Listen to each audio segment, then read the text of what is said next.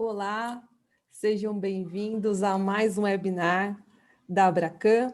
Meu nome é Amanda Graminha, sou coordenadora da área de cursos e palestras. Gostaria de agradecer em nome da nossa diretoria pela presença de todos vocês, estimados associados, nossos amigos de mercado, em mais uma jornada de conhecimento. Gostaria também de deixar algumas orientações a vocês antes de introduzir os nossos convidados. Caso tenham dúvidas, utilizem o recurso do Q&A. Para comentários está à disposição o recurso do chat. Inclusive, nós adoramos quando vocês mencionem, registram aqui o nome de vocês, a instituição, a cidade. Adoramos saber de que local do nosso país e do mundo vocês estão. Então, pessoal, vamos lá iniciar a nossa webinar. Hoje nós temos como tema meios de pagamentos, a parte da biometria. O segundo dia, o terceiro, aliás, dia do ciclo de palestras na Abracan, com o tema de meios de pagamento. Gostaria de chamar aqui o nosso embaixador da semana e que também moderador do nosso evento, Luiz Eduardo Citro, ele que é diretor da LEC Benchmark Consultoria e membro da diretoria da Abracan. Boa tarde, Citro. Bem-vindo. Muito obrigada aí por toda a sua participação, compondo essa grande semana de meios de pagamentos. Eu gostaria de passar a palavra a partir de então a você para falar um pouquinho da nossa semana e também introduzir os nossos convidados de hoje, né, que estão do outro lado do continente. Nós temos aqui a participação especial, né, da Bianca Lopes, direto da Dinamarca, e também o Carlos Garcia, direto do Canadá. É com você, Citro. Obrigado, Amanda. Boa tarde a todos. Estamos dando continuidade aqui na nossa semana de meios de pagamento. Tivemos aí no primeiro dia o Bonerges falando do mercado, ontem o Bruno Baldutini falando de toda a parte de regulamentação. Hoje, vamos dando continuidade falando da parte de biometria. Para isso, nós vamos contar com dois jovens brilhantes, né? São pessoas que têm altíssimo conhecimento nesse setor, e a Bianca, o fascínio da Bianca com a intersecção entre as pessoas e tecnologia, levou a se tornar um líder no assunto, né? E o compromisso de compartilhar seu conhecimento e estimular, né, o debate sobre a identidade digital a levou a ser nomeada a top 100 influencers de identidade pela One World Identity em 2018. Para escalar esse trabalho, ela cofundou a Tail, uma empresa de comunicação estratégica com atuação global, especializada em apoiar os players do mercado financeiro se conectarem ao objetivo de inovar suas formas de comunicação e traçar novas missões estratégicas. Bianca, muito obrigado pelo convite, por ter aceito o nosso convite aqui. E temos também, do Canadá, como já falou a Amanda, o Carlos Garcia, que é formado em administração de empresas pela Fundação Getúlio Vargas, e nos últimos 15 anos vem atuando no mercado de tecnologia financeira em diversos países. Por 12 anos, ele fez parte da Western Union, tendo chegado à posição de vice-presidente global de operações de tecnologia. Foi responsável pela América e União Europeia. E radicado no Canadá há 14 anos, teve passagem pela Deloitte, como diretor de modernização de pagamentos, e hoje ocupa a cadeira de vice-presidente global de pagamentos na canadense NanoPay. Eu espero que vocês aproveitem muito, e essas pessoas que são extremamente competentes, conhecem como ninguém esse mercado, e vou dar a palavra agora à Bianca para que ela possa começar a apresentação para vocês. Por favor, aproveitem muito. Bianca? Obrigada, Citro, muito obrigada. Boa noite, todo mundo. Muito bom para mim poder estar falando português e poder estar falando com o Brasil e falando com a Abracan, com essa situação de câmbio aí, com todo mundo que está tentando mudar esse mercado. Como o Citro mencionou, um pouquinho do meu background, eu já trabalhei com 40 instituições financeiras no mundo inteiro e 8 governos diferentes. Eu sou formada em economia e venho da área de tecnologia e hoje vou contar um pouquinho para vocês sobre biometria e um pouquinho do que eu vejo como uma oportunidade do Brasil muito única. Aqui eu vou compartilhar minha tela e passar para vocês uma apresentação. Então vamos lá. Vamos falar sobre disrupção de biometria e como é que a gente muda o sistema financeiro, qual é o papel de identidade. Eu sou especialista em identidade digital e biometria e trabalho no mercado tem 10 anos em relação a isso. Adaptar como a gente faz desde o onboarding e KYC. Como vocês estão cansados de saber, o Brasil tem um histórico muito incrível, na verdade, se você parar para pensar em inovação e tecnologia. O Brasil foi um dos primeiros a realmente transacionar coisas como cheque na década de 90 e botar coisas como boleto, que foi uma das primeiras incepções do que hoje a gente concebe como QR Code. E não está parando por aí, né? A gente já acabou de ver a LGPD estando em efeito. Uma das coisas que mais me preocupa, que eu acho que a gente tem que começar a pensar, e é o modo operante que eu quero que você entre na nossa conversa de hoje, é como é que a gente garante que isso tudo entre em efeito e seja muito mais do que só uma lei, uma legislação que considera coisas como malware ou considera coisas como atribuição de dados, que não vire algo que iniba a economia. Então, acho que a grande dificuldade decorre do fato da LGPD não prever coisas práticas, e eu vou tentar explicar um pouquinho sobre isso, e eu e o Carlos, a gente vai ter uma conversa, porque a gente trabalha muito junto no mercado. E agora vem o Pix. Todo mundo já sabe que o Pix está cansado de saber, eu não estou aqui para falar de Pix, mas a gente poder receber dinheiro 24 horas por dia, 7 dias por semana, a gente não precisar fazer TED Doc, a gente poder estar em qualquer estabelecimento, e a gente facilitar isso realmente para o indivíduo. Mas eu quero deixar aí a pergunta e o começo da enquete de como que a gente vai fazer isso. E como que a gente está identificando o indivíduo e autenticando o indivíduo. Open Banking é o mesmo. Eu acho que é uma movimentação total centralizada no usuário. Eu acredito no mundo de Open Finance. Eu acho que a gente pode ver isso que já está acontecendo na Nova Zelândia. Eu acho que o Open Banking é um primeiro passo para o Brasil realmente mudar o mercado financeiro. A gente sabe a concentração de crédito, hoje em dia, a redução de custo do intermediário, as taxas de menores aumentos, a diversificação de renda e uma liberdade. E essa liberdade eu quero que você pense em a qual custo ou qual conhecimento e consentimento que a gente vai ter que ter no Open Banking, onde eu e o Carlos estamos trabalhando a gente vai trazer um sneak peek hoje para vocês do que a gente está falando com o Banco Central. Quando a gente pensa nisso, a gente pensa num usuário identificado. E eu vou chegar no problema do porquê. Quando a gente pensa em todas essas evoluções e o quanto que o Brasil progrediu em certas coisas do mercado financeiro, eu tenho uma notícia meio ruim e uma boa para contar para vocês. A ruim é o quanto que a gente realmente mudou na identificação do usuário, na autenticação do usuário. Então, o Brasil, em 1907, foi a primeira vez que a gente criou uma coisa chamada cartório, um dos primeiros cartórios que foi existente em 1875. E se você repara na foto do lado esquerdo, uma coisa que era presente era o nome, tinha a descrição física do ser humano, se eu era alta, se eu era baixa, se eu tinha o cabelo louro, se eu tinha o cabelo preto, qual era a minha filiação. E uma coisa que você pode ver que tinha a minha biometria, tinha os meus dedinhos lá. Olha o quanto que o Brasil evoluiu, olha o quanto que a identidade evoluiu, dado tudo que eu acabei de... Vocês sabem muito mais que eu sobre tudo que está acontecendo com o Open Banking e o Pix. Olha o quanto que a identidade não evoluiu. Olha o quanto que ela hoje em dia... Na verdade, se você parar para pensar, a única coisa que foi realmente mudada, se você avalia esse documento com um pouquinho mais de atenção, é simplesmente a gente tirou uma coisa de descrição do que eu sou para uma foto, que eu não sei vocês, mas a minha foto eu tinha 16 anos, eu não pareço com a cara que eu tenho agora, e todo mundo mudou. E hoje em dia, isso serve como modo de autenticação e identificação no Brasil.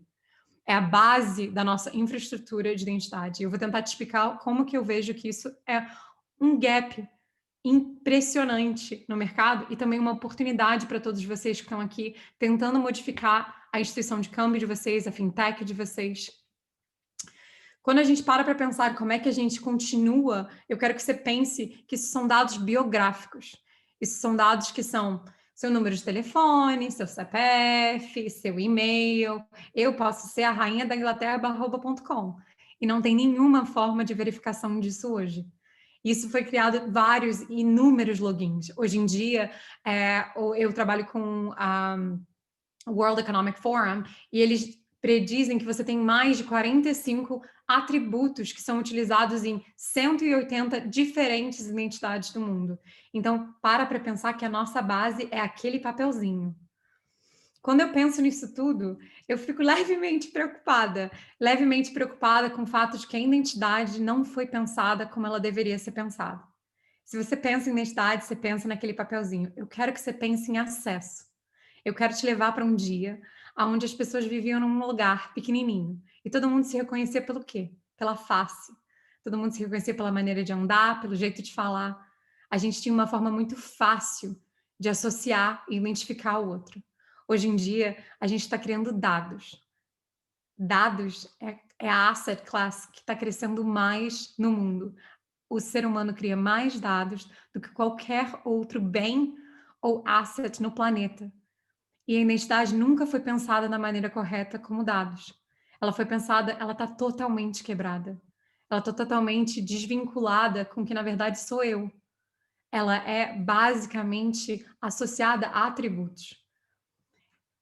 E quando eu penso nisso, eu quero levar vocês para um pouquinho do meu conhecimento mundial para a gente aprender dos outros países por onde que a gente começa a olhar, aonde que a gente começa a verificar o que está acontecendo com a identidade no mundo. E eu acho que o Covid só trouxe para a gente mais demonstrações do quão quebrada está a nossa infraestrutura. E se a gente, o ser humano, é a base de uma transação, é a razão pela qual você existe, eu existo, trabalhamos para os outros que são seres humanos, que são empresas, por onde que a gente começa? O que o mundo está fazendo em relação a isso? Trazer para vocês alguns projetos que eu trabalhei, eu vou falar um por um, e aí fica aí à vontade, Citro, se tiver alguma pergunta assim muito importante, porque a gente tem um grupo pequeno, eu estou acostumada a falar em coisas grandes, vamos aproveitar isso para vocês fazerem as perguntas que te interessam para mim. O Catar foi um dos países que foi um dos primeiros pioneiros, na verdade, interessante ou não, com um governo que tentou mudar dos Emirados Árabes para criar uma coisa chamada Hukumi. Hukumi é o e-government portal, é o similar ao que o Brasil e o Luiz Felipe está tentando fazer hoje com o gov.com.br em digitalização do governo. Só que o que eu quero que você pense e o que eu quero que você entenda no seu processo de digitalização, no seu processo de inovação, é que tudo começa com a identidade. Então, o que eu vou trazer para você de interessante nesses países é como que eles mudaram a identidade. Eles resolveram começaram criando o fato de que lá não existe mais cartório.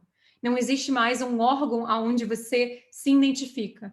Tudo é totalmente digital.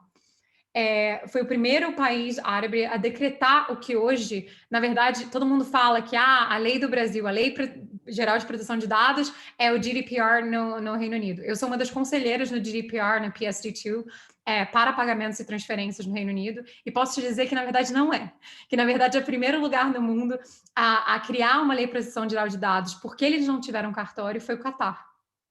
Seguido do Catar, um vizinho próximo e ambicioso foi os Emirados Árabes. Os Emirados Árabes começaram a criar em 2018 a assinatura digital para o mercado financeiro, e essa assinatura digital é vinculada ao que hoje eles chamam de Emirates ID, que é o equivalente ao que você pensaria do nosso CPF, só que ele é completamente digital e ele é vinculado 100% com o passaporte digital que existe nos Emirados Árabes hoje.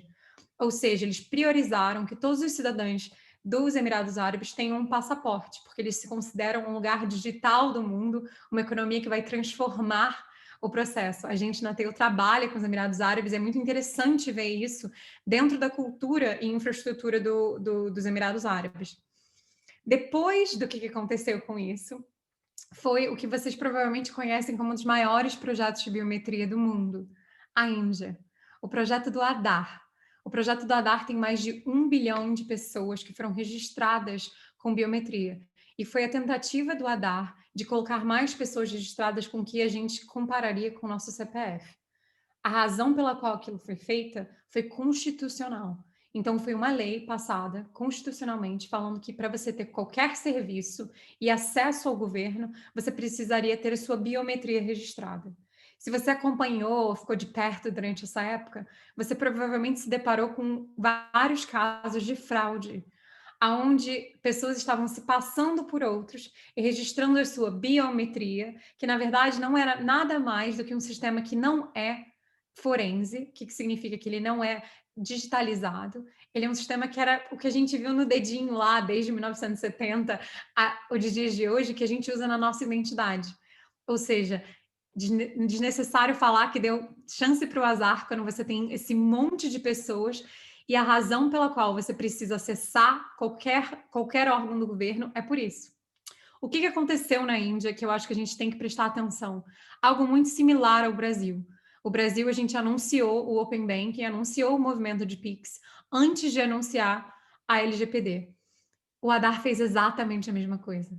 Ele olhou para a lei e falou, opa, peraí, a minha lei de proteção de dados é de 2000 e a lei só contempla coisas como risco cibernético, hacking, fees, penalties para prisão. Não tem nada sendo contemplado que seja um pouquinho maior.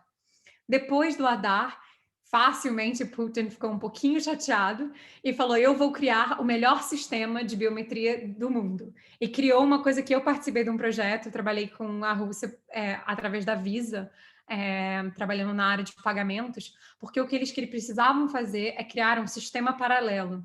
Eu não sei se vocês sabem isso em relação à Rússia ou não, mas a Rússia é o único país do mundo onde eles operam, além da China, o seu próprio sistema de pagamento totalmente paralelo e independente de Visa ou Mastercard. Eles têm um sistema centralizado do governo, onde, similar com o papel que o governo está fazendo no Brasil de operacionalizar e ter o oversight do PIX, a Rússia fez a mesma coisa. E hoje em dia eles trabalham com 2 fatores, estão indo para o 3º fator. Então eles usam face e voz para todos os serviços biométricos do mundo. Se eu continuar nessa volta ao mundo que eu estou te levando, que eu fiz durante os 2 últimos anos, vou te contar um pouquinho mais de outros sistemas de autenticação e identificação. O próximo é o Canadá, pertinho do Carlos e da onde, na verdade, eu passei 10 anos da minha carreira. O Canadá se juntou eles têm 5 bancos, similar com o Brasil, uma oligarquia organizada, se você me perguntar, no sistema financeiro bancário, onde eles têm 5 bancos. Eu costumava brincar que escolhe a cor do arco-íris que você gosta e pega, porque é tudo a mesma coisa. E esses 5 bancos resolveram falar, eu tenho um problema gigantesco. Todo mundo aqui já ouviu falar, provavelmente, de KYC, Know Your Customer. Um sistema que está totalmente vinculado com AML, Anti-Money Laundering, e é conectado para a básica noção, igual a gente tinha na Vila, de que eu preciso saber com quem eu estou lidando, se essa pessoa está autenticada. Hoje em dia, essa ideia de uma autenticação centralizada, dividida pelos bancos, é muito simples. Ela foi levada por uma razão de custo, porque o custo de operacionalizar, de compliance, de tomar conta, de fraude, era absurdo. Então, eles criaram uma premissa junto com a IBM e criaram um consórcio, onde tem um centralizador que vai funcionar em paralelo com o que chamaria o STR, com o que chama-se Interact no Canadá. O Verify Me é uma app. Imagina um aplicativo onde você centraliza todas as suas autenticações. Nada muito similar de um SSO, que é um Single Sign-On, que é o que, para quem não sabe o que é, toda vez que você entra num site e fala para você que você pode entrar com o Google, você pode entrar com o Facebook, tem uma coisa chamada por trás, chamada Single Sign-On, que é uma autenticação federada e centralizada, onde você utiliza os seus dados de outro login para utilizar nisso. A ideia do Verify Me é muito similar. Engraçado ou interessante de pensar é que o Canadá ainda não publicou algo similar com o que a gente hoje vê do GDPR ou LGPD. O Reino Unido é um dos meus lugares favoritos. O Brasil fala muito do Reino Unido, né? Obviamente, todo mundo sabe que em 2016 o órgão de competição do Reino Unido declarou que precisava abrir o mercado financeiro. O Open Banking, na verdade, começou ali, mas o Reino Unido nunca, na verdade, pensou numa identidade. Pensou parcialmente porque ele já gastou mais de 60 billion pounds, mais do que ele usa no governo hoje, para tentar unificar a identidade. Então, se você não acha que isso é um problema, pensa no dinheiro que já foi gasto mundialmente e o que a gente pode aprender e fazer diferente aqui. A China, todo mundo está falando de Xinjiang Economics e toda a bagunça que está acontecendo entre esse mundo geopolítico que está mudando. Eu trabalhei com a China num projeto no Tencent. Para quem não sabe o que é o Tencent, ele é um dos donos do que hoje é o WeChat, que é um aplicativo centralizado que funciona muito similar como o sistema operacional do iOS. Pensa no seu sistema do Apple, pensa no seu sistema do Google. Ou seja, ele é a razão que todos os chineses usam para conectar tudo. Eles vendem de casa, a vaca, a carro, a pagar a escola, a pedir uma comida. Pensa num super app que tem dentro do seu celular. A diferença nisso, para o meio de pagamentos e identidade, é que a identidade tem que ser do WeChat. Ou seja, hoje em dia a gente tem 3 players que controlam uma das maiores economias do mundo e eles usam hoje facial recognition para unificar as 3 plataformas. O que a gente pode aprender disso tudo? Alguns erros que eu vou falar para vocês. Deu basicamente tudo errado. Todos esses milhões de notícias aqui que eu posso compartilhar com vocês são alguns casos do que aconteceu e como que Covid só está mostrando como essa infraestrutura criada em diversos países não endereçou uma coisa muito básica, que é a infraestrutura de identidade, que é o fato de que se eu não consigo identificar meus usuários e não tenho algo que seja interoperável, eu não vou conseguir atingir o nirvana do que são todas as leis e os avanços que a gente está falando de coisas como o Pix e como o LGPD. Como disse, evidentemente deu errado. Então, eu acho que a gente tem que exigir identificar um usuário. Eu acho que isso é uma oportunidade, na verdade. Eu vou explicar para vocês o porquê e como eu vejo a oportunidade no Brasil hoje. A minha solução é focar no indivíduo. Parece meio, que bonitinho, você quer focar na pessoa. Não, tem uma razão científica, teórica. A sua identidade começa aqui. Para quem não sabe nada de biometria, está aqui os meus 5 minutos de beabá de biometria. A biometria é criada dentro da barriga da sua mãe. Quando você está sendo gerado, a sua biometria está sendo gerada. E você pode ter gêmeos vitalícios e a biometria dos dois são diferentes. E ela, na verdade, não muda. Ela começa na barriga da mãe e ela é a mesma até o dia de você morrer. Bianca, mas não... E as pessoas que não têm dedo, não têm biometria? E as pessoas que trabalham com as mãos e perdem a biometria? Isso, na verdade, não se perde, porque isso é dentro da pele e dentro da infraestrutura óssea e de veias da pessoa. Perdão com as minhas palavras, às vezes em português eu esqueço. Então, vamos lá. Quais tipos de biometria tem? Você já me ouviu falar de alguns países e de alguns lugares que usam face e voz. Eu quero explicar para vocês a diferença entre uma biometria que é chamada física e uma biometria que é chamada comportamental. A biometria física são coisas como a sua face, ou seja, são coisas que, teoricamente, algumas mudam. E mudam através do tempo. Cada dia a gente fica mais velho, cada dia a gente fica mais estressado, a voz da gente muda durante a idade. Uma das poucas coisas que não mudam é o dedinho, o fingerprint. E eu vou explicar o porquê. A íris e coisas hoje em dia que estão sendo utilizadas e pensadas são coisas como o jeito de andar, a maneira como você mexe nas mãos, a maneira como você mexe nos seus cabelos, porque você está segurando o telefone ou você tem um smart device perto de você. Então, são coisas que não conseguem ser emuladas com tanta facilidade. São coisas que são comportamentais e têm padrões, versus algo que seja, para os matemáticos que estiverem na ligação, linear, que é algo binário. É sim ou não? E por que o Brasil? O que eu posso trazer para vocês para o Brasil, além de te dar a volta ao mundo, de falar dos problemas nos sistemas governamentais que estão funcionando com algo parecido com o Pix e Open Banking hoje? Porque o Brasil é um país biométrico. Eu não sei, eu acho que pelo número de pessoas aqui, poucas pessoas sabem e entendem essa oportunidade. E não estou querendo cantar a bola, não, mas um dia a gente vai falar que a gente falou isso aqui na Abracam e todo mundo, daqui a 5 anos todo mundo vai falar, nossa, incrível, é o mercado. Vocês estão aqui nos exclusivos do porquê que isso vai mudar o país. O país é biométrico.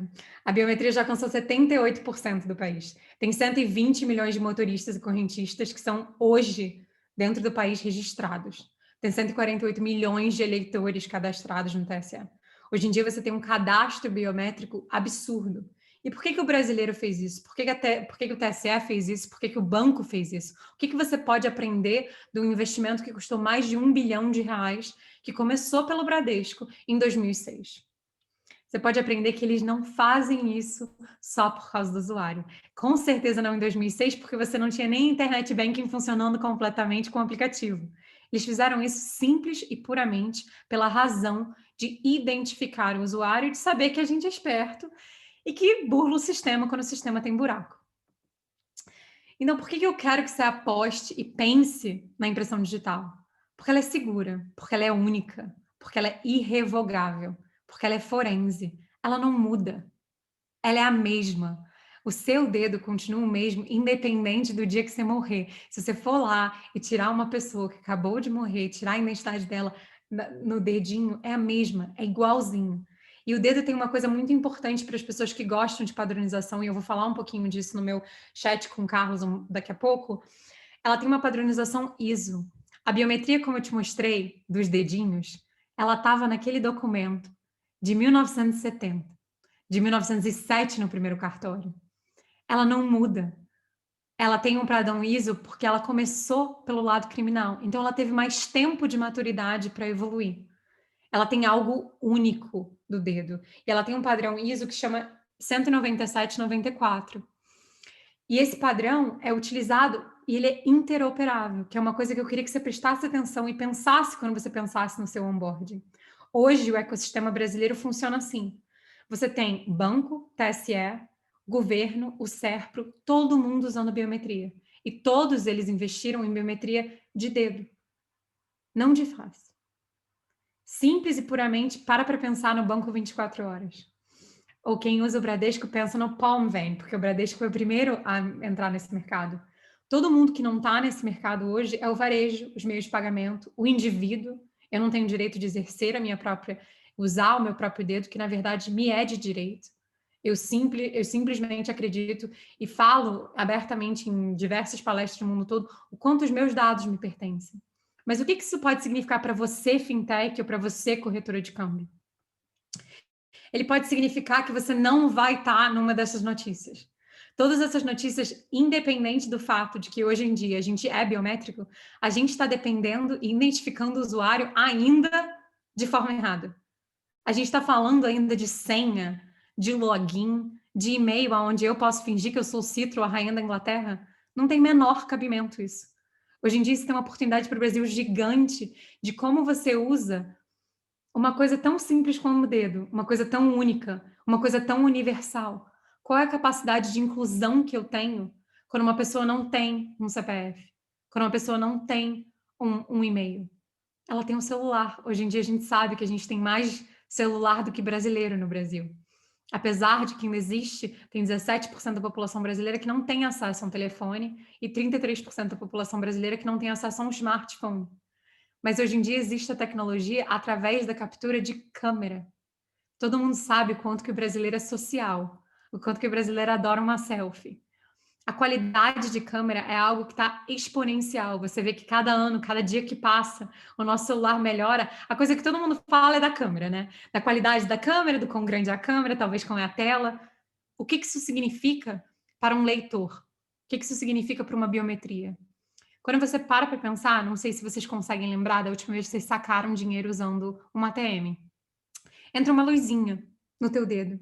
Essa luzinha chama-se uma tecnologia multiespectral. Essa tecnologia começou em Albuquerque, nos Estados Unidos. Ela foi utilizada pela Disney pela primeira vez. Os bancos do Brasil se tocaram disso e falaram: opa, peraí, eu preciso investir nessa tecnologia, eu preciso diminuir o meu risco de fraude no que, na verdade, na época era os bancos. Então, eles trouxeram a tecnologia para a ATM, que hoje em dia é utilizada por todos eles e reduziu fraude e fazem mais de 5 bilhões de transações por ano utilizando a biometria. Então, o que você pode fazer como fintech? O que uma casa de câmbio pode fazer? Vai comprar uma ATM? Que tal você pensar em usar o celular? Que tal você pensar em usar a tecnologia de captura? Porque quando a luzinha faz assim, ela não está só tirando uma foto. Ela está fazendo quase que um MRI, um CT scan. Ela está olhando a película e a parte de trás que é única a você. O celular, com a qualidade da câmera que a gente tem hoje, é capaz de fazer exatamente isso no mundo digital. Então, quando eu penso nisso, eu quero que a gente pense nos serviços que a gente vai estar utilizando e os dados que a gente está integrando. A possibilidade do Open Banking, do Open Finance, de realmente me dar um supermercado financeiro como usuário, depende simplesmente no fato de eu poder saber que esse usuário é realmente ele do outro lado. Será que é Bianca que está nessa call com vocês? Quando eu penso nisso, eu preciso repensar em identificar as pessoas.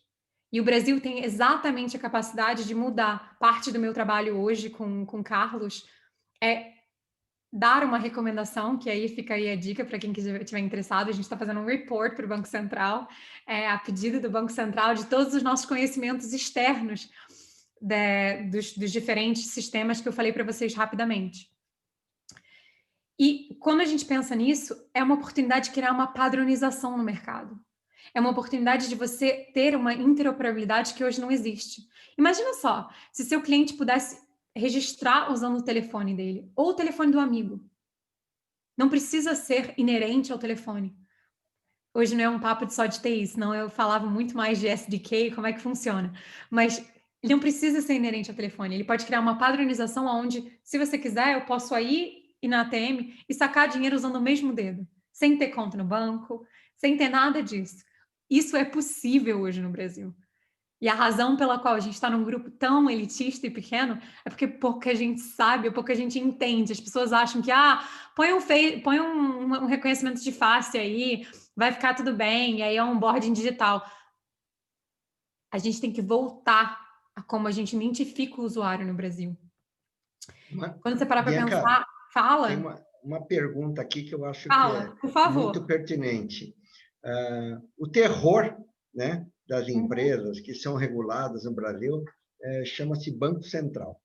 Então, Sim. o pessoal tem muito medo dessa questão de que o Banco Central vai regular, de que o Banco Central não vai regular. Se aqui a gente tem uma inversão do processo, né? Então, o que não está regulado não é que está permitido, né? O que não está regulado não está permitido aqui.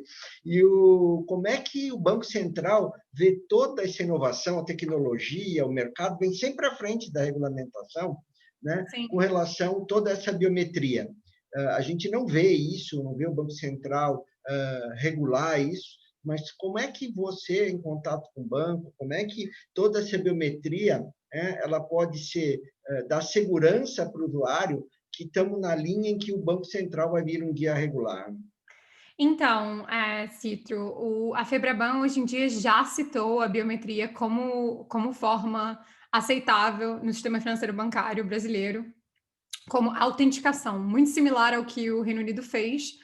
O Reino Unido colocou pura e simplesmente como uma forma de segunda autenticação, que eles chamam de MFA.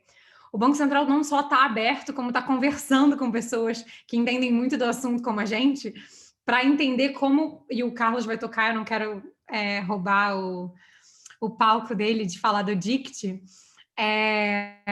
Carlos, eu vi você se desmutar, você quer falar do DICT agora? Não é só essa questão do Banco Central, né? Quer dizer, a gente lida com vários países, com vários bancos centrais, e eu só tenho elogios para o Banco Central do Brasil, tá? Ele fez direitinho, ele ouviu, ele fez as regras tentando criar um padrão que não é a tomada de 3 pinos nacional, né? Quer dizer, algo mais ou menos que vai funcionar interagindo com o resto do mundo. Então, eu acho que, apesar de vocês não estarem vendo isso, o Banco Central já está. A gente já está falando de Open Banking e ainda nem saiu, só está se cogitando. Nós já estamos entrando em detalhes, que depois vou mostrar para vocês com um pouco mais de profundidade, que eles já estão querendo saber, que eles estão ouvindo, eles estão querendo entender. Estão interessados. Eles estão interessados. Então, eu acho que é errado falar. E eu já vejo outros bancos centrais que eles estão totalmente do lado dos bancos grandes. Tá? O Canadá é um deles, tá? Que é o mesmo sistema brasileiro. Você tem 4, 5 bancos que dominam o mercado e o governo não abre porque os bancos não deixam abrir o mercado. Tá? Então, acho que foi um grande passo do Banco Central do Brasil e realmente fez a diferença para o PIX. E eu não tenho dúvida que o Open Bank vai acontecer se mantiver essa mesma iniciativa que eles estão tendo. É essencial. Se não tiver o apoio do governo, isso não sai.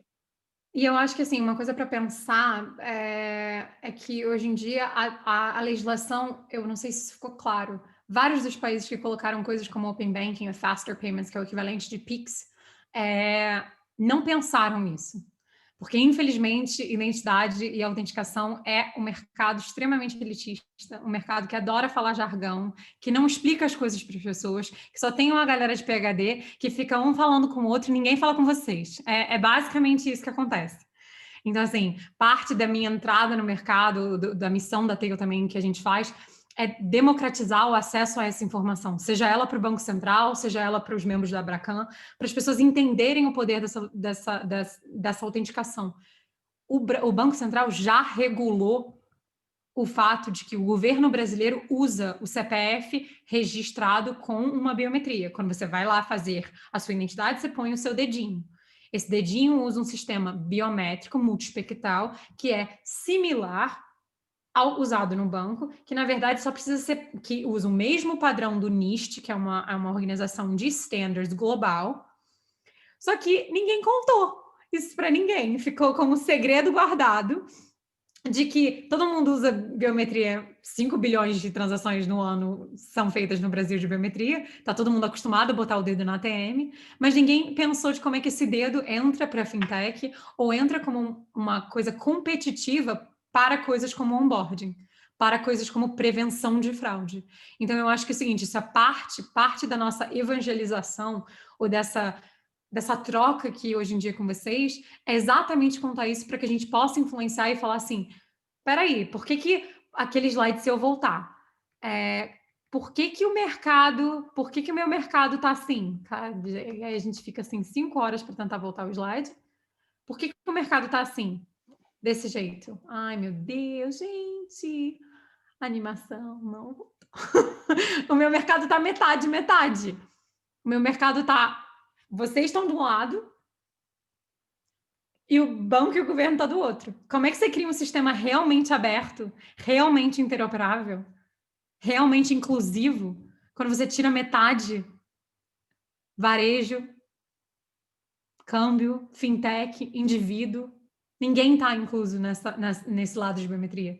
E existe, o que eu estou tentando explicar é que existe um padrão a ser seguido. Que o padrão, na verdade, não era seguido antes por vocês por causa de um custo de investimento surreal. Quem vai ter o dinheiro do Itaú para investir R$1 bilhão? Ninguém vai ter. Tipo, o mercado financeiro brasileiro investiu muito dinheiro para criar essa infraestrutura biométrica. O que hoje, com o avanço da tecnologia de celular, como eu expliquei, você pode não ter que criar um sistema físico e você pode criar um sistema completamente digital que conversa com a infraestrutura existente no Brasil. E esse é só um ponto aí, Bianca. Nós não estamos pedindo, por exemplo, a tecnologia que o banco está usando. Quer dizer, já existe uma tecnologia de biometria, existe a base de dados. Quer dizer, a minha digital está lá, é minha, mas está lá. Tá? Então, como é que a gente faz que a minha digital, que está lá, mas é minha, seja disponível também para as fintechs, através de outras tecnologias, usando o mesmo padrão. Tecnologias, por exemplo, eu não quero botar um leitor de fingerprint que nem tem todo caixa, todo banco. Não, não quero. Que nem a Bianca falou, a gente está trabalhando em usar isso aqui como leitor digital, que vai ter a mesma qualidade. Então, como é que se faz? Então, é ter acesso ao que já existe com tecnologias inovadoras. Eu acho que é isso que a Bianca está querendo dizer. Carlos, vai você. Vou passar para você. Vamos falar de movimentar dinheiro usando identidade? Vamos falar de como é que é a aplicação do Pix. Mas Tem eu mais acho que alguma pergunta, Citro? Para mim, nesse momento, eu não vou a lugar nenhum, gente, eu vou ficar aqui, mas vou passar a bola para o... Eu gostei uma aqui, que tá quanto a custos de implementar isso. Achei excelente a pergunta, tá? Na verdade, a tecnologia já existe. Eu vou te perguntar, qual o custo que você tem hoje de fazer onboarding numa corretora? Qual o custo que você tem hoje de fazer não só o KYC, mas o AML, fraude, porque você tem papel, você tem documento, você tem, como não é confiável, você tem fraude, isso tudo é custo, tá? Eu te garanto que a biometria é muito mais barata, já foi caro, tá? Nos primórdios ainda, quando eu estava assim, investigando a tecnologia, mas hoje, no Brasil, um dos países que tem a maior penetração biométrica do mundo, com 5 bilhões de transações por ano, já foi caro, tá? É uma coisa a pensar quando a gente pensa na diferença. Por exemplo, se eu falei da Índia para vocês, por uma razão específica, a Índia tem 1 bilhão de registrados e opera menos de 200 milhões de dólares usando a biometria, porque foi algo que foi passado constitucional. É como se fosse só o TSE, não é do lado financeiro. A diferença única do Brasil é que o sistema financeiro operacional hoje já utiliza isso como maneira de identificação e autenticação. Como é que a gente traz isso e usa a legislação que está vindo, como o Pix e o Open Banking, para falar assim, peraí, por que o resto do Brasil não pode usar? Por que eu não posso ter direito à minha identidade? Como é que eu vou portar meus dados da instituição financeira A para a instituição financeira B? Usando uma senha? A biometria que foi capturada no Brasil é de altíssima qualidade, ao contrário da Índia. Tá? A Índia ela foi capturada, ela não tem esse fator que a Bianca falou de liveness, né? Quer dizer, a biometria é capaz de detectar além da digital, quer dizer, é praticamente como é que é? Ressonância magnética. É uma ressonância do dedo. Isso. Ela vai além da pele, tá? Então ela detecta até se um dedo morto, se eu usar o meu dedo morto lá, ele não vai reconhecer, tá? Porque ele reconhece dedo vivo. A do Brasil não pega dedo de borracha. A da Índia já é uma 2D, ela é factível a esse tipo de problema. Então, o Brasil não é que ele tem só 78% da população já com biometria. Tem com uma biometria de alta qualidade que pode ser utilizada para praticamente tudo, tá? Quer dizer, se eu botar o dedo lá e a reconhecimento do meu dedo é positivo, é praticamente 100% a chance daquilo estar certo. E uma coisa interessante para vocês pensarem, existe, voltando a outra sua pergunta, existe uma medida provisória do governo já citro, chamada 983/2020, onde ela contempla o uso de biometria para autenticação e assinatura, que tem repúdio legal. Ou seja, pensando no lado de compliance, ela já é forma de identificação viável que é irrevogável. Eu vou responder já do Vitor. Já vou responder do Vitor aí. Base de dados, Vitor, o problema de base de dados, como é a do DICT, do Pix, realmente, quando você centraliza as biometrias numa base de dados, ela está muito suscetível a ataques, tá? Então, a tendência, me dá só um minuto que eu já vou explicar, é exatamente ao contrário, é descentralizar, tá? Se você tem, por exemplo, eu sou dono da minha biometria e quem quiser checar a minha biometria vem para mim e o meu dispositivo checa se realmente aquele sou eu ou não, você não tem essa concentração e você reduz o risco de, por exemplo, ataques de hackers, como tem hoje. Tá? Então, não é só ter a biometria, quer dizer, como a gente vai usar essa biometria, como é que os sistemas vão ser desenhados para reduzir risco do sistema como um todo. Tá? Eu posso... Claro! O floor is yours. Tá bom, então, share screen here. Esse zoom aqui, eu estou vendo... Gente, vocês não têm pergunta pra gente? Faz aqui. Isso aqui é cobrar da hora muito mais caro do que a gente está fazendo pelo Abracan. Vocês podem fazer pergunta de biometria, de onboarding. Dá para ver agora. Vamos lá. Dá para ver? Tá. Sim, Carlos, está na tela.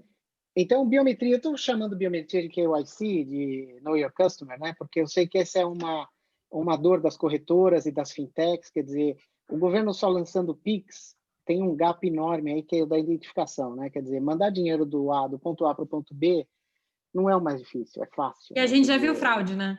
Exatamente porque estão usando exato. Nome, telefone, e a gente já tinha discutido quando é que vai acontecer. Fraude geralmente acontece 10 minutos depois que você lança. Então, não é só você prover o trilho do pagamento rápido. A gente viu em UK, aconteceu a mesma coisa. Se você prover só o trilho do pagamento rápido, o dinheiro se move instantaneamente e você não faz a validação que é necessária em quem está mandando, em quem está recebendo, e você tem fraude, né? Então, e você tem limite, que é importante para a galera escutando aqui, Carlos. Você tem um limite de remessa. Hoje em dia, o que a gente pode aprender do UK é que eles desenharam o melhor sistema de pagamentos faster payments do mundo, operacionalizaram isso, tem capacidade de settlement, de liquidity, de tudo, e eles têm um limite de 50 pounds. Pois é. Por quê? Porque eles gastaram 6 bilhões em identificação e autenticação e não mudaram a maneira de usar a identificação de e-mail e continuam com fraude. Exatamente. Tá? Então, eu vou focando ainda em pagamento. Eu usei esse slide aqui na palestra que eu fiz na semana de compliance. De novo, a gente está falando de fundação, tá? Então, fundação é você ter um compliance. Quando eu falo em compliance, é KYC, é ter toda a parte de onboarding, né, robusto, tem uma prevenção à fraude robusta. Então, quer dizer, toda essa tecnologia que a gente está falando aqui, praticamente vem antes do pagamento. Tá? Quer dizer, o pagamento nem aconteceu, você já tem que ter toda a parte de biometria, toda a parte de KYC funcionando, testada, a prova de bala. Tá? Aí o Pix vem depois. Tá? Então, já veio a primeira coisa, quer dizer, a gente lançou o Pix sem pensar antes na parte de como é que a gente ajuda as fintechs e as corretoras a fazerem essa validação, autenticação do usuário, tá? Aí vamos falar mais da identificação, tá? Sobre aquela pergunta do Vitor, hoje é um dos problemas que eu não tenho controle da minha identidade, né? Isso é uma das coisas que me irrita, principalmente no Brasil, a história do ovo ou a galinha. Parece que eu sou meu CPF é mais importante que eu mesmo, né? Porque o pessoal não quer saber o meu nome, mas quer saber o meu CPF, né? Então, tudo começa com o CPF, e do CPF ele vincula o resto da sua identidade. Então, meu CPF não é a minha identidade. E se fosse verdade isso no Brasil, a gente não tinha descoberto aí com o Covid, quantos 100 milhões? Quantos CPFs a mais descobriram? 7, 8 milhões? Uma quantidade enorme de CPFs. Gente, o Neymar foi pedir acesso ao Covid 3 vezes. Pois é. Então, E foi dado. E foi dado. CPF não é CPF errado. CPF não é, usuário não é, usuário e senha não é identificação confiável, tá? De novo, com a época do onboarding que a Bianca mostrou lá de 1970, com papel, com xerox de ID, xerox de carteira de identidade, até que podia funcionar, quer dizer, um monte de gente entrando aqueles dados, um monte de erro, um monte de custo. De novo, paremos para pensar o que é mais barato, escanear o meu dedo num equipamento ou no telefone, ou ter toda essa infraestrutura para fazer o onboarding numa pessoa, para chegar num registro que você não tem certeza que aquele registro é daquela pessoa, não. Então, os custos de biometria, se for bem instalado, eu não tenho dúvida nenhuma que é infinitamente menor do que o custo que a gente tem hoje. Tá?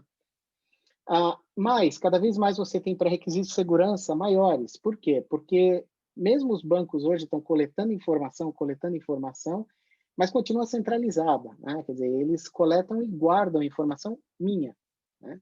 A Bianca falou da LGPD, né, a Lei Geral de Proteção de Dados, ela está vindo exatamente para tentar botar ordem nisso. Tá? Então, LGPD, a biometria, o Pix, Open Banking, está tudo interligado, vem um depois do outro. Tá? O Pix, na verdade, é a pavimentação para mover dinheiro rápido. Tá? Você ainda precisa de autenticação e você precisa ter o tráfico de mais do que dinheiro. Quer dizer, precisa informação mover aí por trás, que eu já vou explicar no próximo slide. Tá? Então, usuário e senha não tem confiança. Você sabe, uma das maiores fraudes que existem é impersonation. Também estou esquecendo. Gente, o que acontece quando a gente só fala inglês o dia inteiro? É isso. Gente, vocês precisam voltar para o Brasil, fazer um curso aqui de português aqui. Pois então, eu estou fazendo curso dinamarquês, gente. Já chega, já falo 4 línguas, tá bom. Então, é se passar por mim porque tem meu usuário e senha. Né? Então, essa é a fraude mais comum que existe. Esse slide aqui dá exatamente o roadmap que a gente tem que seguir. Tá? E aí vai dar a diferença do Brasil para outros países. Tá? Então, você tem hoje aqui nesse diagrama que eu coloquei o controle do usuário. Vocês conseguem ver o meu mouse? Tem o controle do usuário, né, e a portabilidade da informação. Tá? Porque Open Banking tem tudo a ver com portabilidade. Né? Eu não sou refém do meu banco. Se eu quero sair do meu banco, eu saio a hora que eu quiser e eu não preciso implorar para o meu banco para me deixar ir ou para ceder a minha informação para o banco novo. Tá?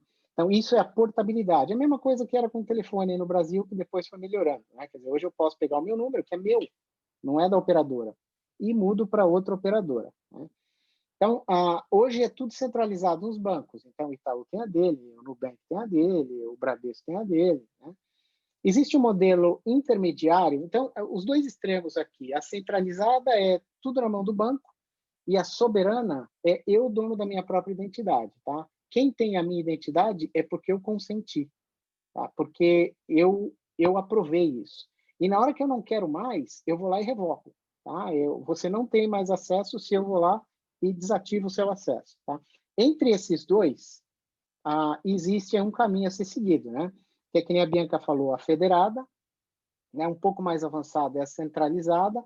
A federada é aquela que vocês já devem ter usado no Facebook e no Google, né? Quer dizer, entre com a sua senha do Facebook, entre com a sua senha do Google. A centralizada é mais como aquele exemplo do Verify Me no Canadá. Quer dizer, existe um poder maior meu em termos de ter consentimento em quem vai ter acesso a quê, mas não é 100%, porque a informação ainda está distribuída entre os bancos. E a soberana é quando eu tomo posse de tudo. Tá? Isso aqui é uma descrição breve do que eu acabei de falar, né? Quer dizer, hoje a maioria é centralizada, eu não tenho controle, eu nem sei. Por exemplo, no Brasil, com esse negócio do CPF, eu nem sei quem tem a minha informação. Tá? Todo mundo pode ter. Só para ter uma ideia, no Canadá é proibido me pedirem meu CPF. Tá? O Canadá, se alguém perguntar o equivalente do CPF que a gente tem aqui, é ilegal. Ninguém pode me pedir, nem se for para abrir um cartão de crédito. Tá? Não pode. No Brasil, qualquer um pede, até mesmo se você quer alugar um DVD na locadora, não sei se ainda existe aí, te pedem o seu CPF. Tá? Além do que, cada um guarda de um jeito. É mais perigoso do que a entidade pedir para você o seu CPF é que você não sabe, por exemplo, essa locadora aí, que sistema que ela está guardando minha informação. Você não sabe o que tem lá por trás. Quanto menor o estabelecimento, maior provavelmente a probabilidade que você tem do que está lá ser hackeado. Então, se você usa a mesma senha para um banco e na locadora, o hacker não vai no banco, ele vai na locadora. Então, esses caras são inteligentes, eles vão buscar a sua informação no lugar mais fraco. Esse é o problema de você estar com a sua informação espalhada por tudo quanto é lugar. Tá? A Bianca falou de interoperabilidade, também é importante. Quer dizer, cada um tem um jeito diferente de guardar e um não fala com o outro. Então, quer dizer, se eu vou no banco A, eles fazem um KYC, um KYB, todo um fluxo, guardam, gastam dinheiro, custa caro fazer um KYC. Tá? Aqui custa no mínimo 20, 30 dólares cada KYC. Eu vou no banco B, ele gasta de novo mais 20, 30 dólares. Eu vou no banco C, ele gasta de novo 20, 30 dólares. Então, de novo, é biometria mais caro que isso? Te garanto que não é. Tá? Carlos, tem uma pergunta aqui do Bruno. Aliás, a Vanessa fez uma pergunta sobre o valor. Pedi para ela colocar um pouquinho mais, que acho que já passou e Eu acabei de tentar responder. Tá bom. E o Bruno está falando o seguinte: então, na verdade, a biometria pode ser mais um chaveamento, trazendo mais uma camada de segurança que, na verdade, é mais segura que os dados biográficos. E usar a coleta da biometria pelo próprio usuário para conectar no sistema existente e usar da infraexistente para credenciar esse usuário para as demais instituições que estão fora do sistema biométrico? Não vou dizer chaveamento, quer dizer, você tem que imaginar como a biometria é a base, não tem nada que nem a biometria. Né? A biometria é você. Né? É algo que não muda. É algo que não muda, é você. Você imagina que eu sou isso aqui. De você. Eu não sou nem Carlos, eu sou isso aqui antes de ser Carlos. Né? Eu nasci isso aqui, depois me deram um nome, depois me deram um CPF, depois me deram um RG. Tá? Mas isso aqui é a única coisa que ninguém tira. Tá? Ninguém pode copiar isso aqui se eu tiver um dispositivo que detecte o liveness. Né? Então, rotear ou permitir que as entidades conversem usando isso aqui como a chave, não meu CPF, não meu telefone, não meu e-mail. Tá? Voltando no Pix, tá? A gente está falando do DICT, né? Que até a Bianca falou, não vou... O DICT, por exemplo, é exatamente isso. Quer dizer, o DICT ele grava todos os meus apelidos, né? O meu telefone, o meu e-mail, baseado nas credenciais biográficas, né? Mas não tem biometria. Imagine o quão poderoso o DICT seria se tivesse um roteamento, que eu acho que é o que você quer dizer aqui, biométrico, tá? Então, quer dizer, você teria certeza de que quem está enviando aquele pagamento é quem está falando, porque tem uma credencial biométrica. De novo, eu não estou dizendo que você precisa ter o leitor. O celular vai ser o leitor disso, tá? O celular vai provar que você é você mesmo. E você vai mandar, se eu mandar para a Bianca, por exemplo, a Bianca que vai receber esse dinheiro. Porque muito se fala em pagamento e enviar, identificar quem envia. A tendência dos pagamentos é identificar os dois lados, tá? Do mesmo jeito. Tá? O Brasil já faz isso num certo com certo rigor. Mas, globalmente, a tendência agora é que os dois lados têm que ser identificados. Então, com a biometria, você consegue ter o antigo, não sei se ainda existe, o cheque administrativo, nominal, né? Um cheque Ainda existe, administrativo Carlos. eletrônico, que você vai ter a garantia que quem vai receber é aquela pessoa. Tá? Então, não sei se eu respondi a pergunta, se eu não respondi, pergunta de novo aí, mas eu acho que é por aí. Voltando àquela cruzada que a gente tem que chegar até a identidade soberana, né? Tem a identidade federada, que é a que a gente conversou, do Google e o Facebook. E, por último, a centralizada no usuário, que é a que a Bianca falou. Quer dizer, o telefone vai ter um aplicativo onde eu, através desse aplicativo, vou começar a tomar posse dessas informações que já são minhas, né?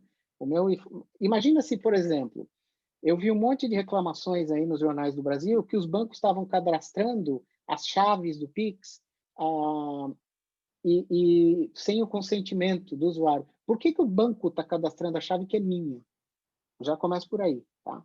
Por que eu não cadastro que o Carlos Garcia, a conta é tal? E amanhã, se eu quiser mudar, eu mudo.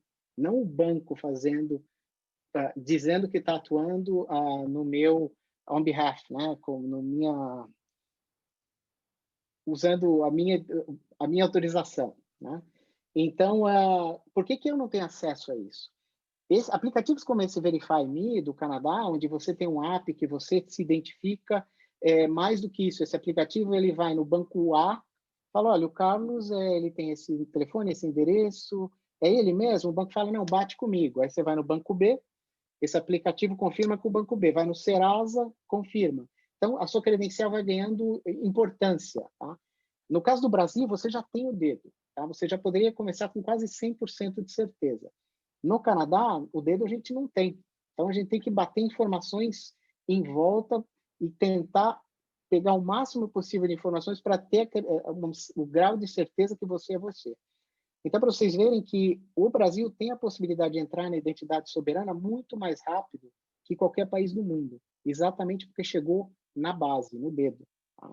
Os outros não têm essa capacidade. Não, capacidade tem, mas não tem a base, os 80% já prontos que a gente tem, porque isso é caro. Né? Então, basicamente, esse é o ecossistema, né, que eu estava falando aqui.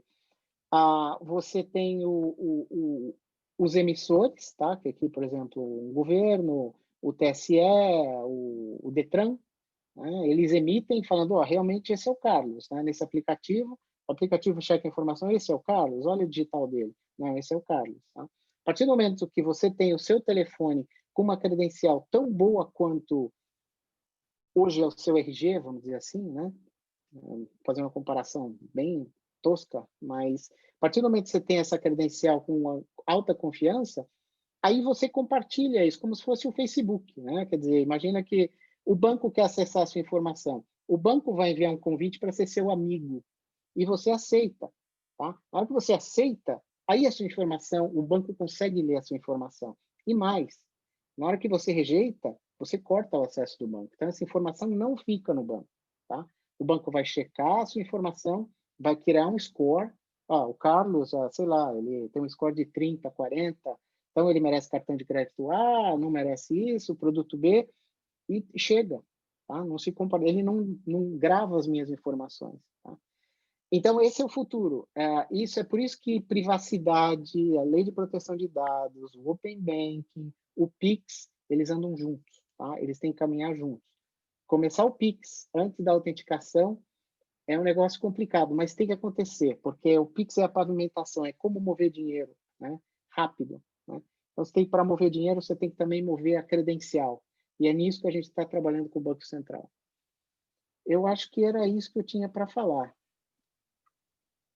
Já falei demais. Não, pelo amor de Deus, continua. O assunto está muito bom aqui. Então, eu acho que é uma oportunidade das empresas pensarem. Eu acho que se você é uma fintech, se você é uma casa de câmbio, você tem todo um processo de onboarding, todo um processo de identidade. Eu acho que é você repensar. O mercado financeiro ele já está caminhando para ser aberto, ele está caminhando para ser automático, ele está caminhando para um mundo, eu, otimista, vou continuar mais transparente, mas que é centralizado no usuário. Então, eu acho que, assim, foram-se os dias onde você era dono do teu cliente, era minha informação. Eu acho que parte do que me deixa um pouco contente da LGPD é essa centralização no usuário e essa conscientização de dados. Só que você não pode dar dados a alguém ou dar transação a alguém que você não tem uma identificação forte, confiável. Então, eu acho que assim, o mundo automático prova para a gente a quantidade e o aumento de fraude. Eu acho que assim, se a gente pode aprender alguma coisa do Covid, não é que o Covid trouxe isso. O Covid mostrou buracos num sistema e numa infraestrutura existente que já estavam lá. Ele exacerbou. Então, quando a gente colocar coisas que são exponencialmente mais rápidas, mais intensas, como o Pix e o Open Banking, o que vai acontecer se a gente não consertar a base, a infraestrutura de identidade do Brasil? O que vai acontecer se você, fintech, ou se você, casa de câmbio, não pensar em usar algo que é tão confiável como a biometria? Se você vai confiar em coisas...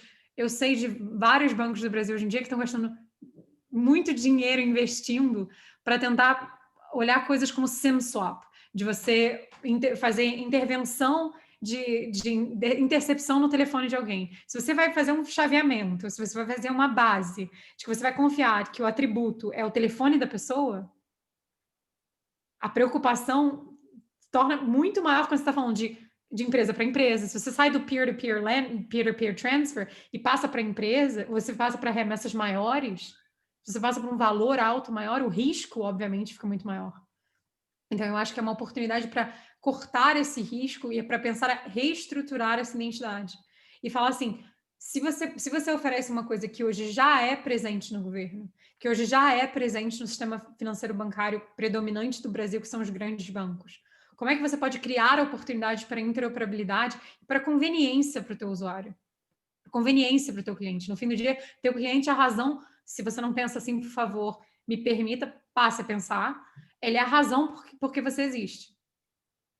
Então, assim, se eu vou ter a conveniência de poder ter portabilidade, por que não pensar nessa portabilidade trazendo, sim, um benefício para o seu ML, para o seu compliance, para o seu KYC? Eu acho que é essa a importância e o aprendizado que a gente pode ter de outros sistemas que estão, literalmente, eu brinco, eu falo com as pessoas que eu converso e faço consultoria no Brasil, os bancos e o Banco Central, que é de volta para o futuro.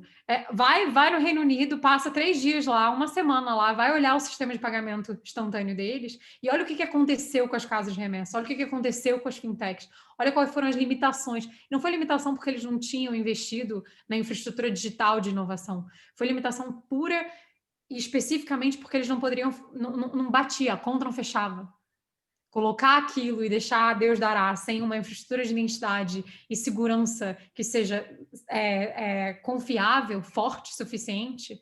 E a padronização tem esse benefício. Eu sou um pouco pró-padronização por isso, porque você existe uma base onde você aí se diferencia no seu serviço, nos seus produtos, na sua agilidade, no seu app digital. Mas se você nem começa com isso, e hoje... Tenho diversas críticas, umas coisas que a gente depois deixa disponível para os membros da Bracam. A Teio fez um comparativo de onboarding.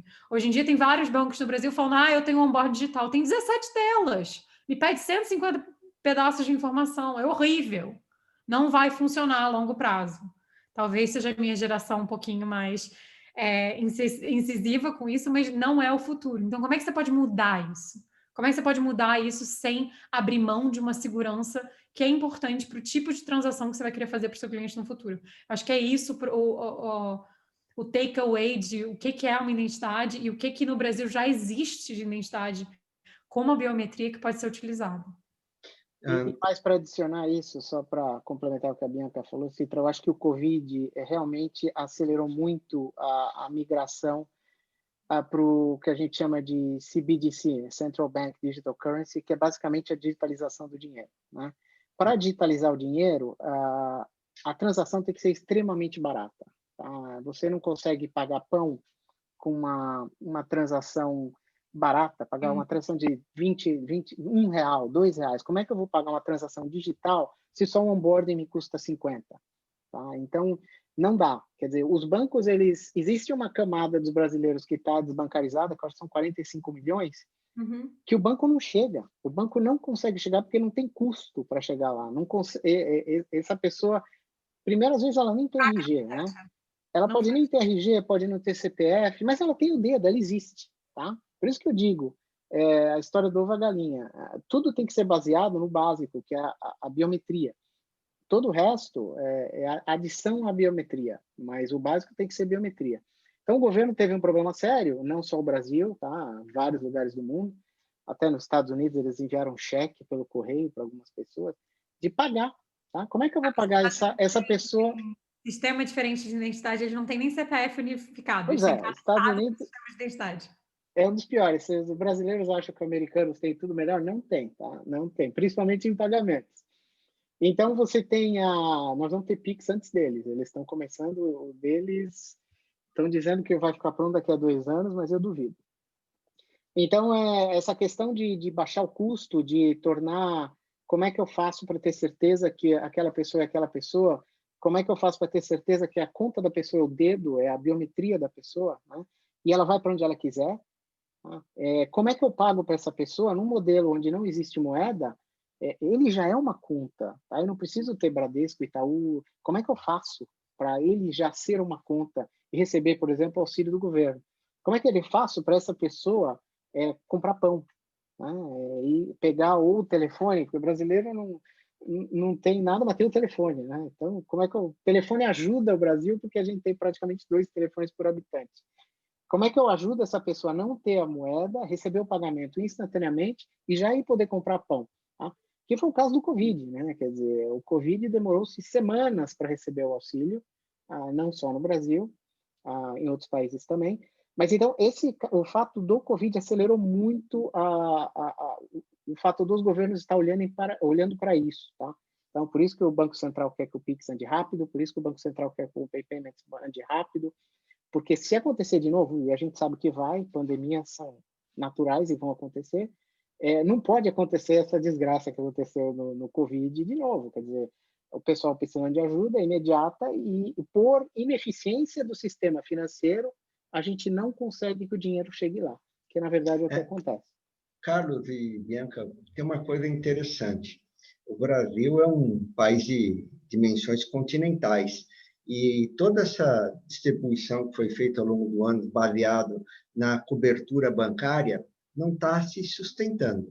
Já tem uma parcela muito grande de cidades que não são atendidas por bancos, não são atendidas por sistema bancário. E as fintechs estão vindo com toda uma proposta disruptiva, né? Onde você pode utilizar, como vocês falaram, o celular, que está presente em todo o Brasil, a cobertura dela é muito maior, né? O investimento de cobertura ela não é tão grande, né? Para que, em função da população, tá? que ela atende.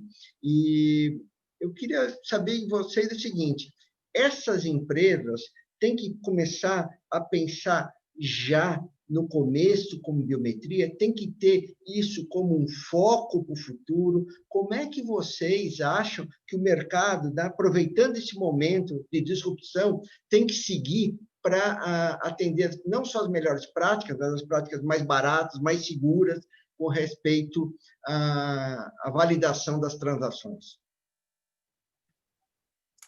Carlos. Pergunta grande, né? Mas dá uma oportunidade. Eu acho que a gente tem muito app que eu vejo hoje em dia, muita fintech lançando app. Não, a gente tem validação biométrica. Tem que tomar cuidado, tá? Quando a gente fala abrir o meu iPhone, eu ponho minha cara, ele abre, ele não está validando, ele está validando, se eu digo que eu sou Roberto, ele vai abrir para o Roberto quantas vezes eu aparecer aqui, tá? Quando a gente está falando em validação biométrica, é exatamente ter certeza que você é você, tá? É que o governo diz que você é você, que o Detran falou que você é você, que todo mundo concordou e validou a sua digital, né? Essa do telefone não vale muita coisa, tá? Quer dizer, talvez para explicar numa coisa básica eu vou responder a pergunta do Citro e depois eu vou tentar explicar reconhecimento facial, porque eu acho que é tipo uma coisa para você falar na mesa de jantar, se você tiver com umas pessoas de trabalho, que eu acho que é interessante você entender a diferença. assim, eu sou uma nerd, então eu acho que é interessante entender a diferença. Citro, você falou de 3 assuntos na sua pergunta. Você falou um assunto foi inclusão financeira. Você falou em capilarização de acesso a mercado financeiro. Eu acho que hoje em dia a gente tem mais telefone do que a gente tem brasileiro, mas a gente tem, em média, com a qualidade de câmera que a gente chama de 10 MPs, tem mais ou menos uns 60 milhões de telefones no Brasil. E esse número cada vez cresce mais, porque você tem o brasileiro troca de telefone no mínimo de 2 em 2 anos, que é uma rotatividade de telefone, e como eu falei, exponencial, crescendo a qualidade de câmera nos telefones. Então, você vai cada vez mais aumentar essa capilaridade de acesso. Se eu sou uma empresa, eu acho que essa foi a sua primeira pergunta em relação a acesso, eu acho que com certeza o mercado financeiro brasileiro o mercado tem oportunidade de aumentar a capilaridade, de incluir pessoas que não estão inclusas. É um absurdo para mim, francamente, a gente ter 65 milhões de pessoas no Brasil que não têm acesso ao mercado financeiro básico. Isso é um absurdo por diversas razões. Eu já trabalhei com o Melinda Gates Foundation e a gente olha as razões econômicas, sistêmicas, o problema que isso causa no país, de crime, de acesso, de um monte de coisa. Se eu sou uma empresa nova, eu acho que a sua segunda pergunta, o seu segundo ponto foi, se eu sou uma empresa nova, eu penso em biometria quando eu começo?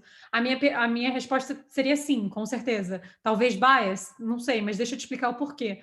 Por que você vai criar um atributo onde você tem um atributo que eu estou chamando um dado biográfico?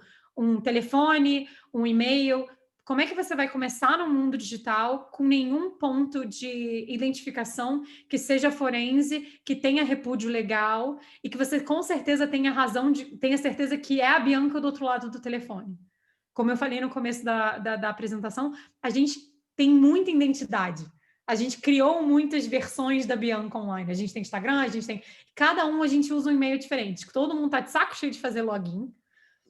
Então a gente fica preguiçoso, né? E usa esses SSOs que o Carlos estava falando que é federado, que chama Single Sign-On, que é o Facebook. Se eu sou uma fintech, eu preciso ter certeza que a Bianca é Bianca. Se eu sou uma fintech, eu preciso ter certeza de que eu consigo, num mundo de open banking, interoperar com outros players para poder prover para o meu cliente o melhor serviço agregado. Então, se o meu cliente registra no meu app com um e-mail e dá para o banco um outro dado, como é que eu vou comparar uma coisa com a outra? Eu vou comparar maçã com banana. Então, assim, a biometria tem a possibilidade de universalizar e criar essa interoperabilidade na base. E outra coisa, o custo para fraude, o custo para monitoramento. É absurdo quando você está usando um dado biográfico, porque você não tem a noção de que a pessoa realmente é a pessoa. E a gente vê isso hoje. Hoje em dia, o Brasil não dá crédito menos do que R$1.000 ou R$4.000 nas fintechs que vão para mais baixo da pirâmide, simplesmente por custo. Eles não conseguem ter certeza que você é você, então eles não vão dar esse risco, porque eles não conseguem, a matemática não fecha.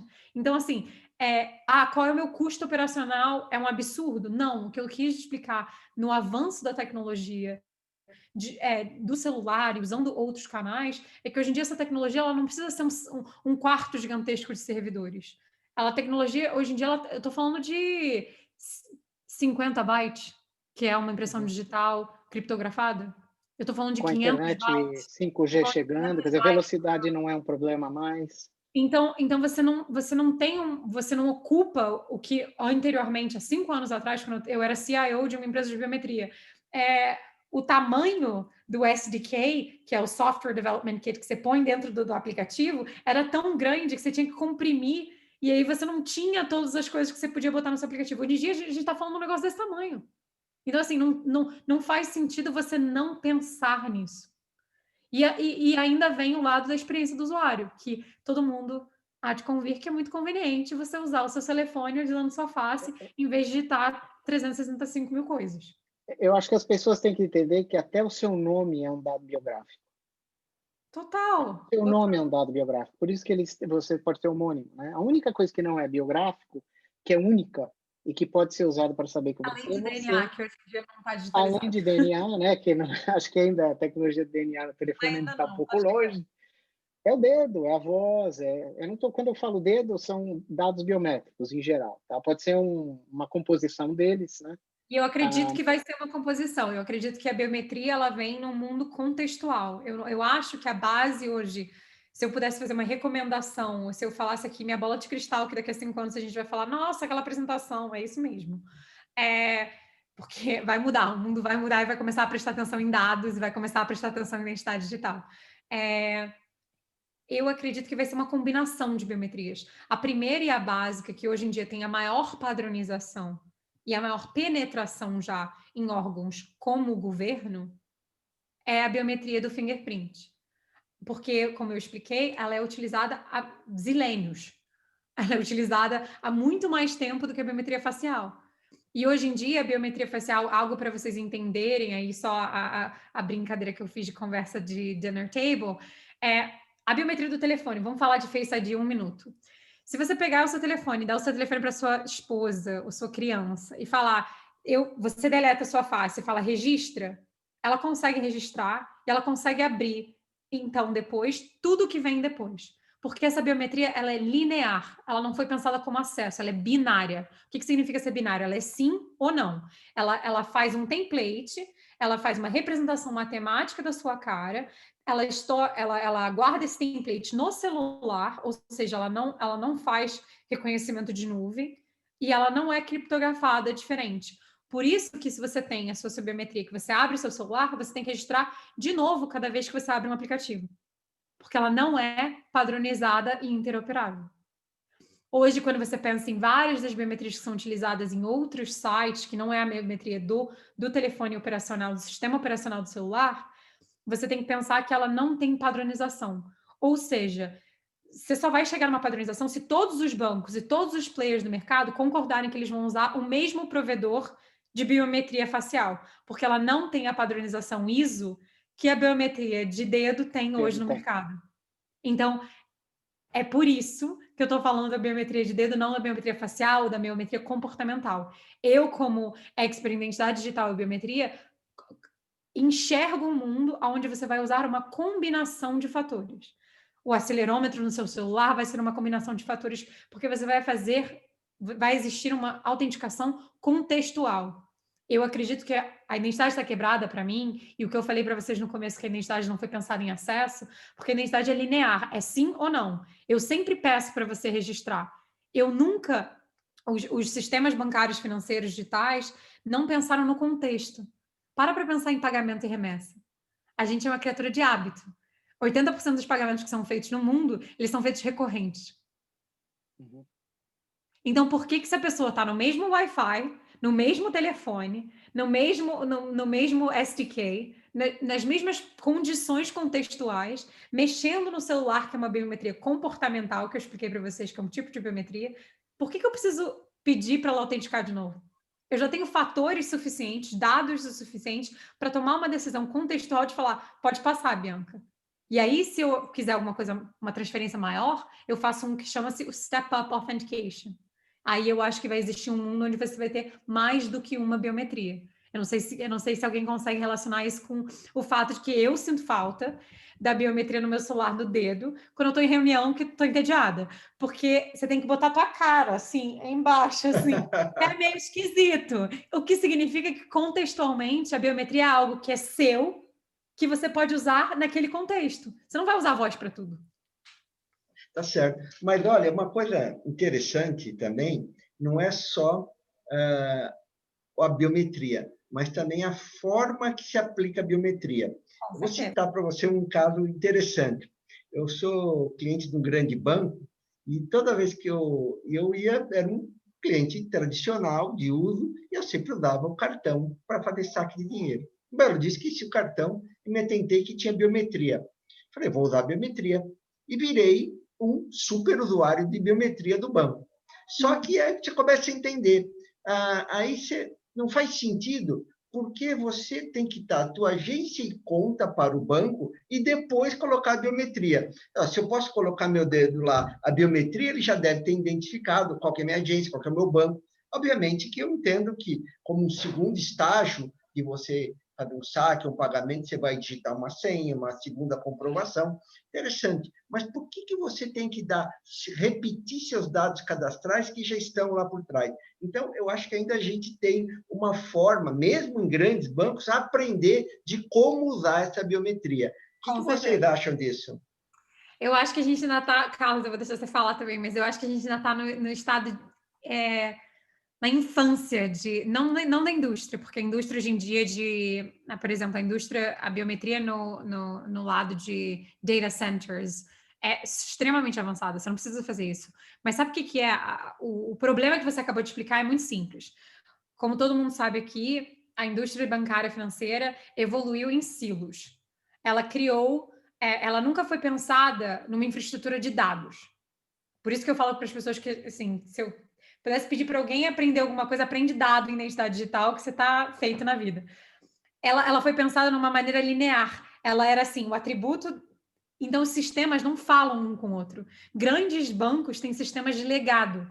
Então, eles têm um sistema onde a primeira firewall deles está vinculada a um CRM antigo, a um Active Directory antigo, e não está vinculada a um fator de autenticação. O que acontece? A biometria serve como a sua autenticação e o seu agência e conta é a sua identificação. Só que essa identificação, todo mundo sabe que é facilmente roubada. Então, eles combinam uma com a outra porque eles não conseguiram se desvencilhar do legado ainda. E porque é caro, né? Quer dizer, os bancos eles têm mainframes que custam milhões e milhões de dólares, com aplicações de 30, não só bancos, né? Empresas de transferência de dinheiro, você deve conhecer também, tem mainframes de 40, 50 anos, funcionam que é uma beleza. São estáveis, não caem, né? Só que aí eles começam a colocar layers, como uma cebola, né? Camadas, para tentar melhorar a experiência do usuário.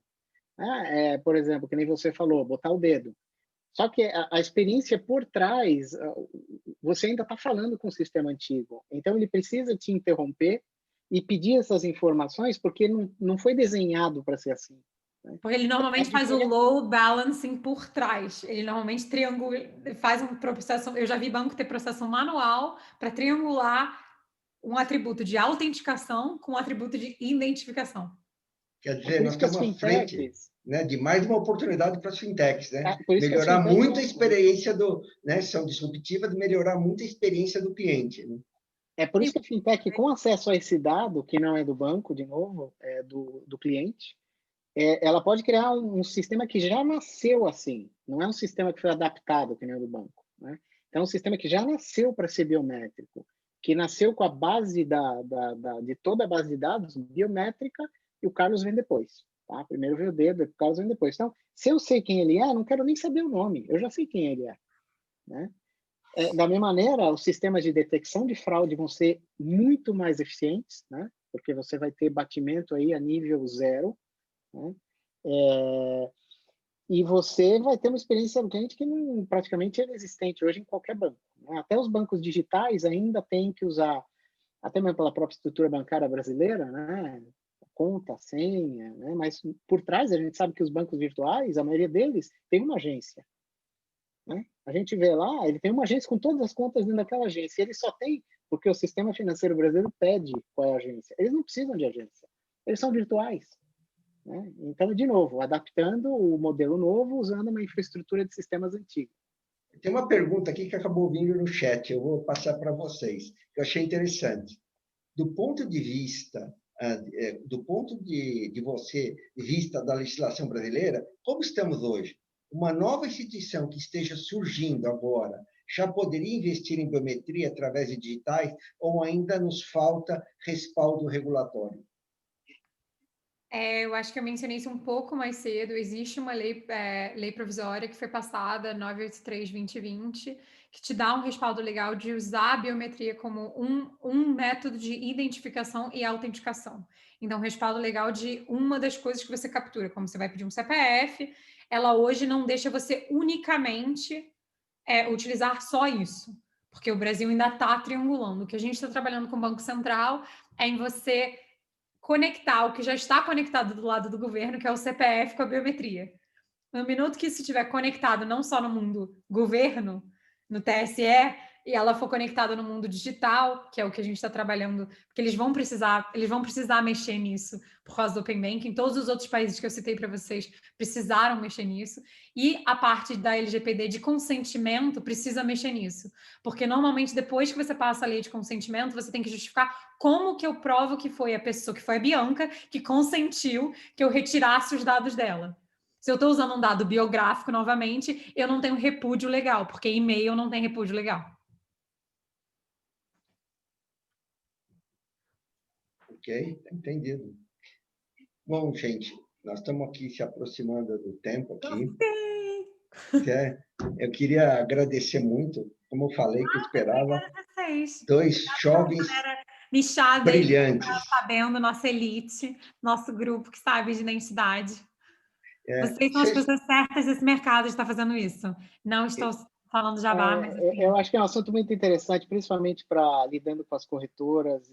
Eu vejo que tem muita dor aí que pode ser eliminada com a biometria, tem muita perda que pode ser eliminada com a biometria, tem muita experiência de usuário, e eu vejo as corretoras como as fintechs, tá? Elas têm tudo para ter um sistema muito melhor que o dos bancos e competir. Agora, então, que eles podem mandar até $300 mil, se eu não me engano, dá para ter um sistema assim Tem uma coisa mais inigualável. importante ainda em relação a isso, que eu não sei se eu frisei o suficiente. Esta padronização que eu falei, 19794, da ISO, é internacional. Ela vem de um órgão regulatório que está presente nos Estados Unidos e em Geneva, e ela é internacional com repúdio legal internacional nos tratados de trade de todos os países que estão conectados com o NIST, que só não tem a Rússia, a China, e eu acho que tem alguns países que são sanctioned, mas que eu acredito que as corretoras não estejam trabalhando com eles de qualquer forma. Olha... Ou seja, se você criar isso, você pode lidar com um banco americano usando uma coisa que já é padronizada, que já é aceita por outros países que têm repúdio legal internacional. Que é uma das coisas que o Banco Central está pedindo para a transação viajar com a informação. Já existe ISO para isso também. Se vocês me perguntassem no início dessa apresentação, a minha expectativa é que que seria uma apresentação com vista para o futuro. E o que eu acabei de ver agora é uma surpresa que deve ser para muita gente aqui, que o futuro é agora. Não é futuro, é agora. Já está acontecendo e precisa se olhar agora. Então... eu acho que, Citro, a identidade digital é um dos assuntos mais subestimados e mais importantes. Eu acho que, assim, todo brasileiro hoje em dia sabe de instituições como Cyber, sabe de instituições como Money 2020. Eu falo em todas elas sobre isso. Então, assim, presta atenção nisso, vamos conversar, fala com a gente, conversa com a Amanda, o Citro, conhecem a gente. O que a gente puder ajudar, de dar informação, por favor, sigam isso, aprendam sobre isso. E o Brasil está numa posição única, tá? Então, o Brasil tem condições de liderar esse mercado mundialmente, porque o Brasil é o único que vai ter pagamento rápido, já tem biometria, estamos trabalhando com Open Banking, então tem muita gente olhando para o Brasil. Por isso que os dois aqui estão de fora, apesar de ser brasileiros, voltamos a trabalhar com o Brasil, que está todo mundo olhando o que está sendo feito aí, tá? Eu agradeço muito vocês, como eu falei, são duas mentes brilhantes, foi muito legal, foi muito bacana ouvir tudo isso de vocês, toda essa, não oportunidade, mas todo mundo que deve olhar já para que está para vir e para onde nós estamos caminhando. Tudo que você consegue, né, ter uma visão do que está por vir, você facilita muito o teu trabalho e você se antecipa, né? E acho que o mercado brasileiro, de todo digital, todo de financeiro, está por uma transformação enorme. E ninguém pode deixar de levar em consideração a biometria. Acho que isso foi uma aula para nós. Agradeço muito todo o conhecimento de vocês que vocês puderam compartilhar conosco. E o pessoal, todos que desejar ter contatos, participantes, por favor, a Abracan está aqui, ela pode criar essa ponte, passar para vocês, passar para os usuários, quem tiver interessados com esse assunto né, que nós discutimos hoje. Amanda, agora estou voltando para você, reassumir aqui e agradecendo aí já o Carlos e a Bianca. Obrigado a vocês. Obrigada, gente. Foi um prazer. Muito obrigada pelo convite, até eu e o Carlos. Assim, nossa, muito legal bater esse papo. Muito legal ver as pessoas continuarem aqui para escutarem, conversarem durante a apresentação inteira. E se ficou alguma pergunta não respondida, ou se você parar para pensar e falar, gente, aquela pergunta que eu precisava fazer, a gente faz um repeat aí. Ei, Bianca, Carlos, manda. sem palavras para agradecê-los na composição desse webinar. Como disse o Citro, faço as palavras dele as minhas. Que aula que vocês deram, que show, gratificante ouvi-los e aprender com vocês. Eu espero, Carlos já está aqui com a gente, né, Carlos? Já desde o Compliance Day.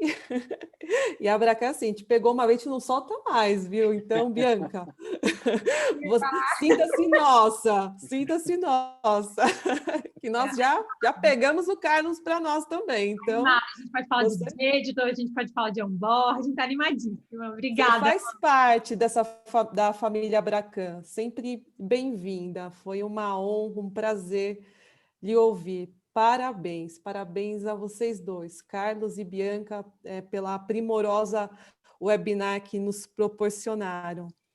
E eu gostaria de aproveitar e já deixar o convite que a nossa semana, nosso ciclo de palestras, meios de pagamentos, infelizmente acaba amanhã, gente. Então, todos vocês que estiveram conosco nessa jornada, estejam conosco também amanhã, nesse mesmo horário, às 17 horas. Nós receberemos o doutor Valdir Simão, ele que já foi ministro do Planejamento, do Orçamento e Gestão e atual membro da Ward Advogados, vai nos trazer o tema Meios de Pagamentos, Governança de Integridade de Negócios.